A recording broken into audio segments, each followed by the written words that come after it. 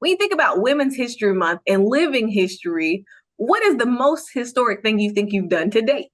When I think about Women's History Month and living history and what I've done to date is really being empowered to be my most authentic self at home, in my personal life, and in the office. So for me, being a woman is authentically, again, owning my power. I've been recently using my divine feminine is a term. I'm a girl mom.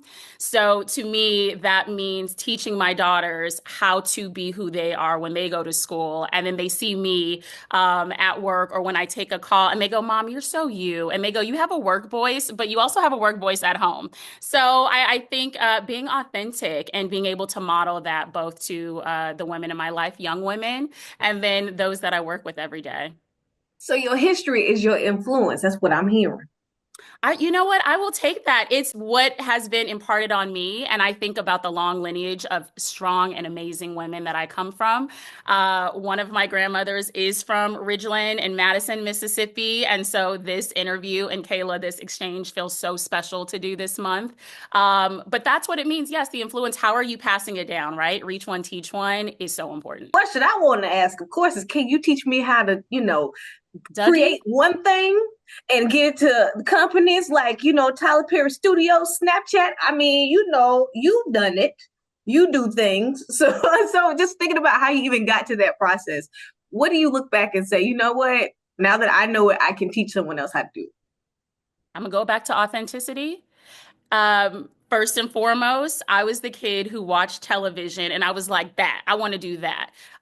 Everybody has those weird stories. I appreciate my parents and my grandparents, but I absolutely broke a TV because I'm also like that creative but logistic. Like I said, I want to be in the TV. Where is it at? How did they get in there? Right. So that was me. But I'd say dedication. Don't break TVs, anyone. You don't have to break a TV to work into television. But really naming it and identifying what you want to do. So for me, again, I grew up, the term, I'm gonna age myself now, is latchkey kid, right? So sometimes television was my babysitter, but I love just those deep funny, authentic stories. And so once you identify what you want to do, hopefully you put it out there in the universe.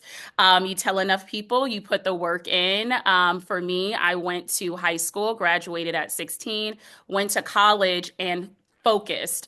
Yes, I am in a sorority and I wanted, so I think that was like the height of my college career. But other than that, I was laser focused on television. And so there was a lot of things that I missed and parties I didn't go to because I was the kid who was doing like a student film or like, hey, did you see this? And this is all before YouTube, before Snap, before the Snapchat existed, before video in your phone. So if you're a storyteller, I always tell people, tell your story. Do it, just do it. And then it leads to some of the cool opportunities that I've had an opportunity to participate in. So Tricky question. What's the greatest story ever told? TV show, movie, or what's the greatest one you've ever told? a television show or like one, okay. Greatest story ever told. Ooh, there's so many. There's so many. I'm gonna keep it current and cute and tell you what I'm obsessed with right now. And I don't know if you've been watching, but Paradise. No, no. But Paradise. Beyond the Gates got my attention. Right Okay, there. okay, okay. Beyond the Gates, I would also say I just finished binge watching season 2 of Beauty and Black because I mean, bingeable. When you talk about bingeable and the fact that, let's talk about, by the way, this amazing legacy in history that I'm so fortunate to be able to say, I kind of work with that team, right? When you think of Tyler Perry and Tyler Perry Studios and what he's built, no one has done it bigger, better, and faster than him. So the two shows that I kind of just talked about are two shows that were done amazingly well. African Americans at the forefront, amazing storytelling, told in two different ways, but I got through them both, I want to say in a couple of hours. Don't come for me. Um, uh, but I think, yeah, that is a great question. If somebody's watching this interview right now and they're saying, she sounds so good, I want to do what she does, what is like your Bible, I guess, of sorts, or research that they should go check out? If there's anything that resonates, it's the fact that I'm going to stay up, binge watch those shows in a matter of, if it's 8 hours, I'm going to see if I can do it in six.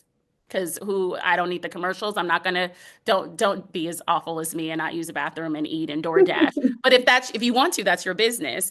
But be passionate about it. And then once you're aware of all the content that's out there, what I do sometimes is I take those lulls.